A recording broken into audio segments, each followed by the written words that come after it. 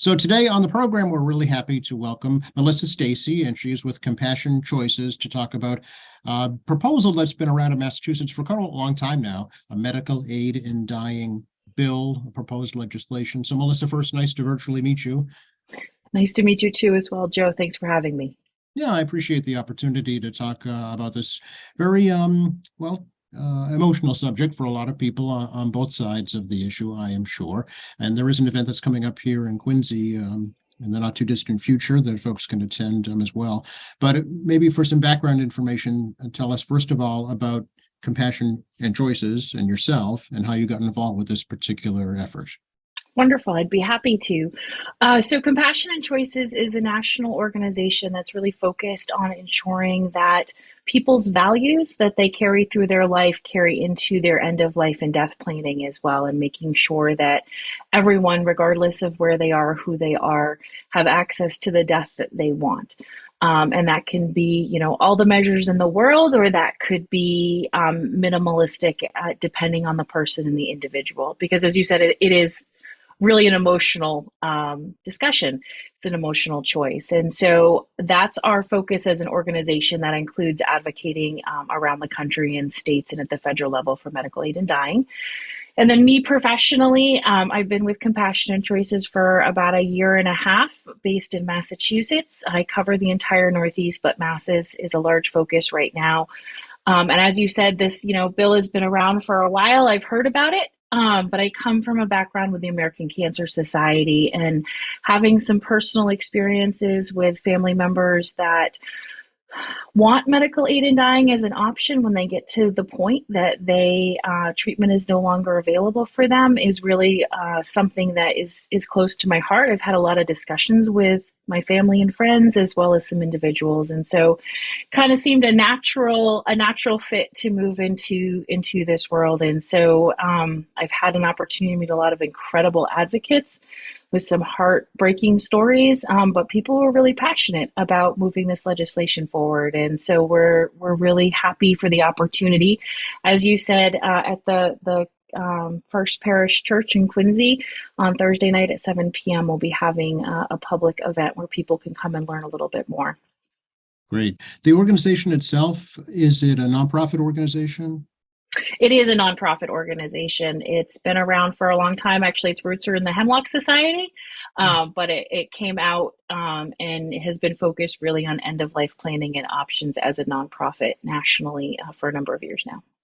Yeah, and it is as you say, a nationwide organization because there already is existing legislation on this topic in many other states.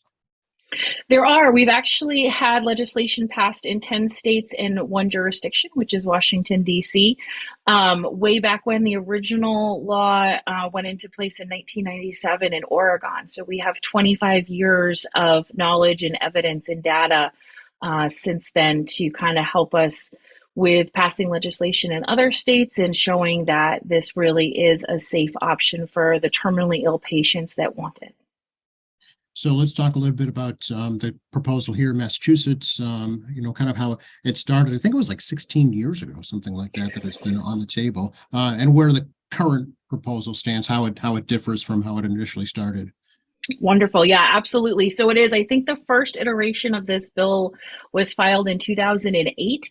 And every session since then, there was a ballot initiative in 2012 that looked really, really good, but there was a large influx of dollars late in the campaign from opposition, and the initiative failed by a vote of 51 to 49%.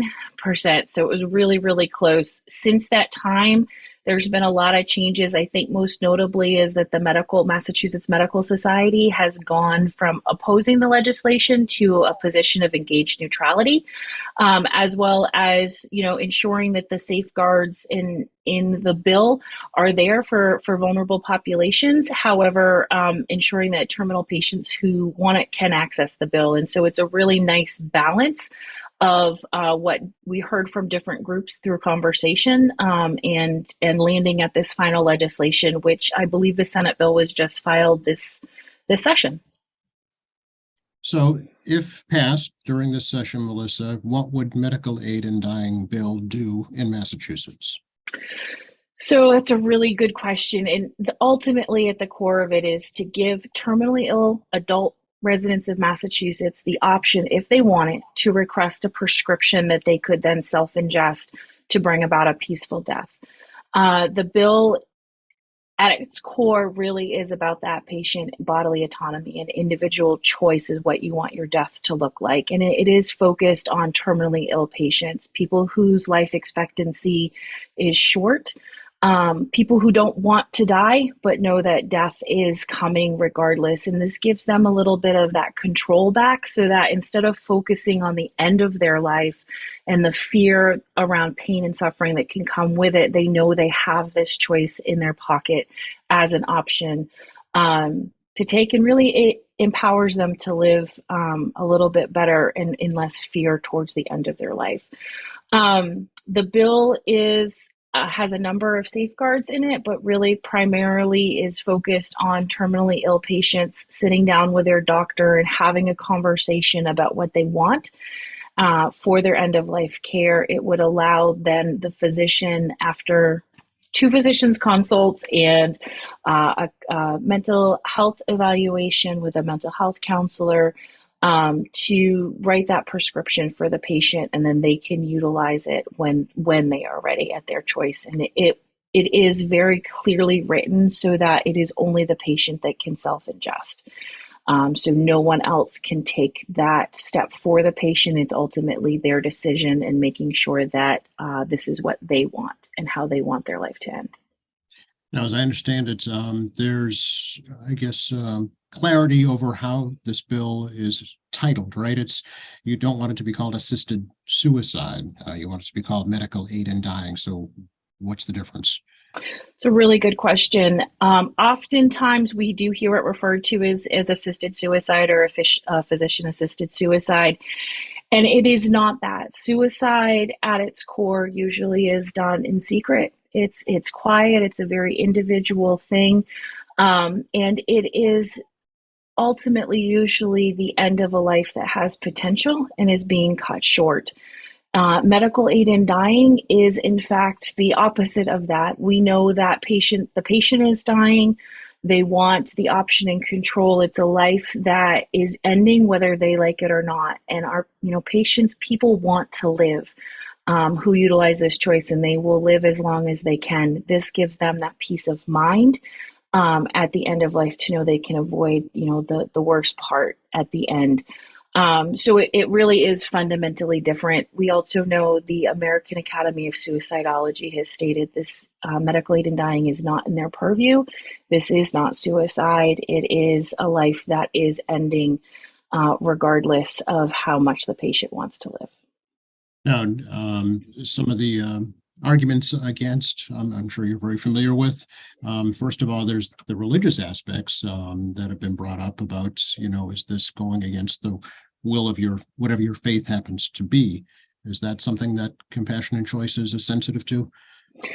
It is something we're very sensitive to. And that's really the point behind the bill, is that it is an option. It is one option. It's a very personal, individual choice that people should have access to, but just because they should have access doesn't mean that it's there for everyone. And so it's optional for all involved. The physicians that would practice medical aid in dying, there's no repercussions if a physician or a nurse or a pharmacist were to say this is against my fundamental beliefs.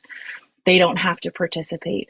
The patient does not have to request it. At any time, the patient can say, yeah, I started down this road and I don't want it anymore. I want to opt out. And so we're very sensitive. People's beliefs are their own, and it's very much to your core and value. And so as I would never expect someone to say to me, no, you can't have this option for XYZ, I would never say to someone else, you must have this option. So we are very, very aware, and we just want the choice to be the individual patients and persons. Yeah. So does the initiative have to come from the patient, Melissa, or, could it be suggested by a healthcare provider? And how does that work?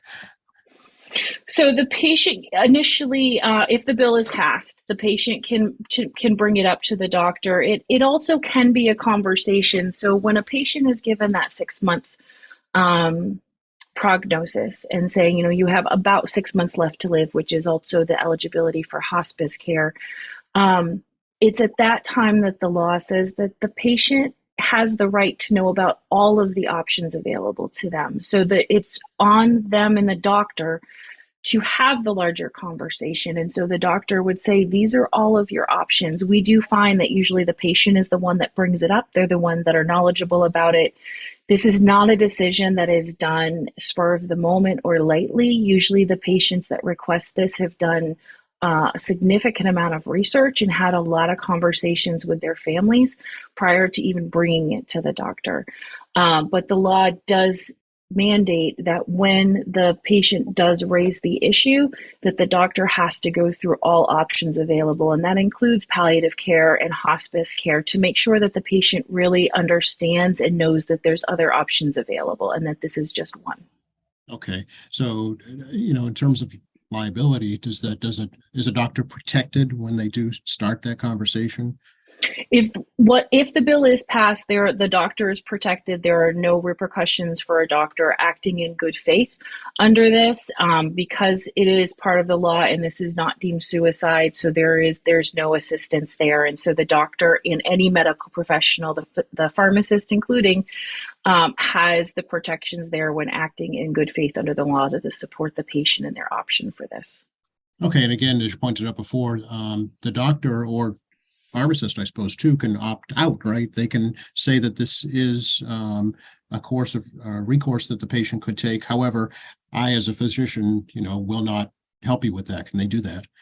They can, yes, absolutely. They can decide and say, no, this isn't something I want to do. They have to be upfront with the patient about it when they ask. They have to, notate it in the patient's chart so that normal standard of practice that doctors do when they have, but they are not under any obligation to assist the patient with medical aid in dying. Just the standard, this isn't something I want to do, and let's refer you to somebody else. Yeah, okay.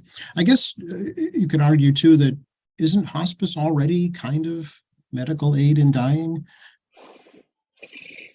There are pieces of it, but there is a piece that patients often refer to. It's called palliative sedation. So if you're on hospice, and your pain and suffering is so great that it can't be controlled, they can put you into a medical induced coma until you pass. However, we don't know that patients aren't uncomfortable in that they can't still feel the pain, and it also speaks to what do they want for their quality of life, to be at the end of their life. And so this gives them that choice. Instead of saying, no, medicate me until I'm gone, I just let me go on my terms so I can be surrounded by my family and friends. Okay, it's so many questions. I can see why it's so controversial. However, I've looked at some poll results, and people responding to those polls, at least, are overwhelmingly in favor of this.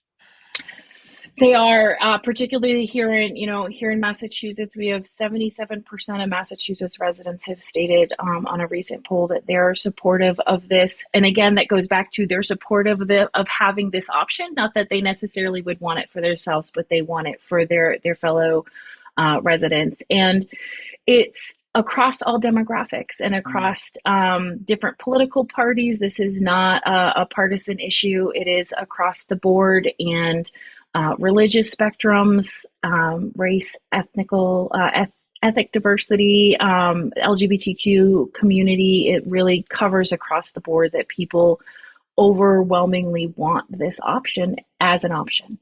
Yeah. So, I hate to get morbid about this, but I mean, does the bill specify which medications to prescribe, how much, how long it would take for the person to pass away once they take those medications? Are all those questions answered? So the bill itself doesn't. The bill leaves it to the medical professional to decide what type of medication is best for the patient. And that is a conversation, again, between the patient and the doctor, depending on the patient's comorbidities and what other medications they may be on at the time of the request. And so we don't want to restrict the medical community. We know that those are answers best left to the clinicians, and so they know the medication and the patient's history very well. And so we let them, decide which medications to use. And then I can share that at the end, the medication usually, takes about an hour or so. Once the patient ingests it, they fall asleep and then tend to pass very peacefully within an hour or two afterwards. Usually surrounded by family and friends, but it depends on what the patient wants. But that is really at the core, part of the core of this is we know that over 90% of people want to die at home. Like that is what you want. You want to be in familiar surroundings with people you love, pain-free, free of suffering. And so that's what this option allows if that's what the patient chooses. Yeah. Of course, there's concern about whether this would be abused by somebody who's looking to benefit from somebody's death. Are there safeguards in place for that? There is a number of safeguards. So in the bill itself, the request cannot come from anyone but the patient. The individual must be deemed mentally capable of making the decision. It is assumed that they are, but they have to, there's 3 physicians, so 2 doctors and a mental health professional that have to sign off and verify that they are aware of what they're doing and the repercussions and that they are of sound mind to make this decision.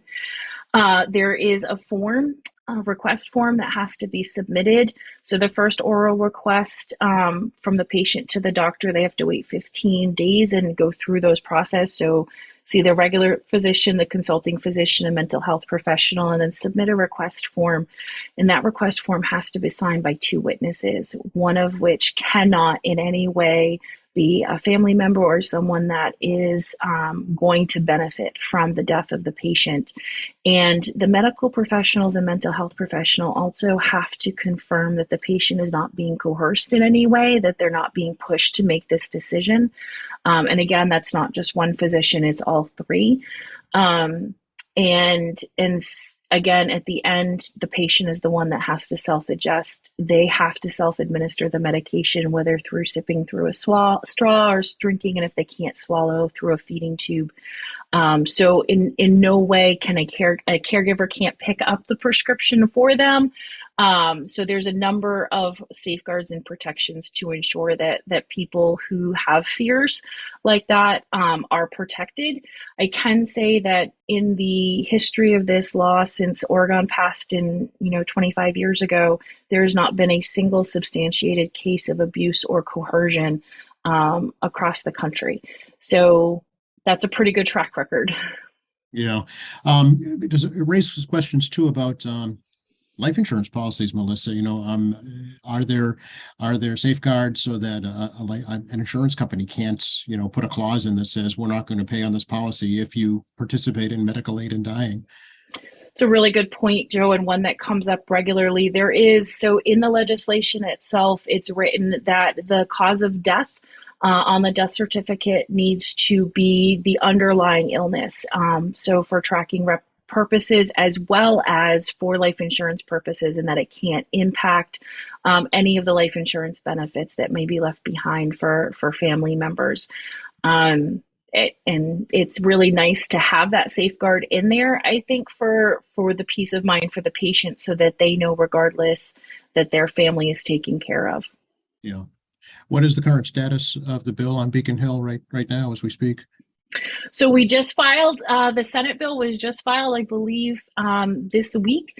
So it's just starting. Things are gearing up. So we have Senator Joanne Comerford in the Senate and House Representative Leader James O'Day in the House, who's will both be filing versions of the bill.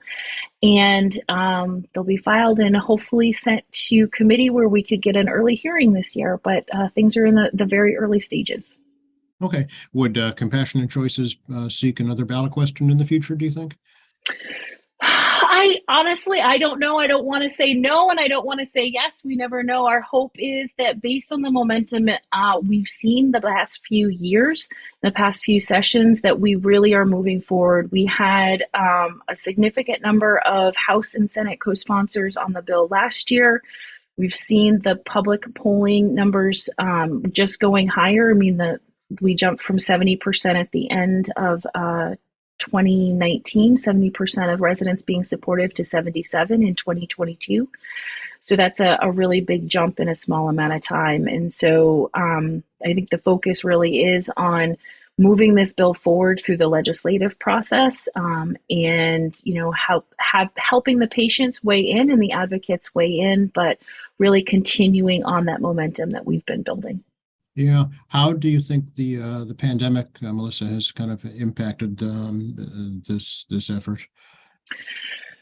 So I would think I don't have statistical data to stand on, but the conversations around death and your end of life wishes, the pandemic really opened up that conversation. As a society, we are not great at talking about death. No one likes to think about it. And yet it's, the one thing that we're all going to have to go through. Nobody gets out of here alive, right? So I think it helped us get a little more comfortable with it. It's still that emotional gut check, and you still sit around the table and somebody will say, well, this is what I want at my end of life, and they're like, well, we don't have to talk about that right now. I think the pandemic gives us the opportunity to say, no, it's okay to talk about that now, and that realization. So if anything, I think it's just opened up those conversations and helped us feel a little more comfortable. Still sad, still very emotional, but a little more comfortable with talking about it. So you could tell us what would be happening at the event here in Quincy. Sure. So we have a really good lineup in Quincy at the church. Claire Carl Mueller will be presenting. She's a member of the Unitarian Universalist Massachusetts Action Team, talking a little bit about the bills that the Mass Action Team is going to be working on. The UUs were the first, I think, organized group to come out in support of medical aid of dying way back in the 1980s. And so they've been very supportive for decades now. And then after Claire speaks for a few minutes, I'll be talking a little more in depth about the legislation itself. I'll be sharing some patient stories and then really walking through what the legislation entails, and the different safeguards that are involved in it. And there's about 10 different steps that a patient needs to go through to access medical aid in dying and be approved for it if the bill is passed. And then we'll also be sharing some resources available. So in addition to medical aid in dying, we also focus a lot of end-of-life planning and making sure that regardless of your choice, people have those conversations with their families and sit down and do their advanced directives and their other planning tools so that they know that their end of life is what they want it to be. So we'll be sharing some of those resources as well, and hopefully having a great discussion. As you said, this is an emotional topic and people have a lot of questions about it, and there's a lot of misinformation that's out there. And so our hope is that it's always a good discussion. People usually ask questions. And so we leave a lot of opportunity for that discussion to take place and really hope to answer as many questions as we can. Okay. Anything else we should let folks know about right now? I think the only thing is if people are more interested in this issue or want to learn more, we have a website. It's compassionandchoices.org/Massachusetts. There's a lot of resources there, as well as links to some of our end-of-life planning tools. We have, the advanced directives. We have a dementia toolkit for people who are worried about dementia. They can write down what their wishes are so that their family has it printed out and give it to their doctor.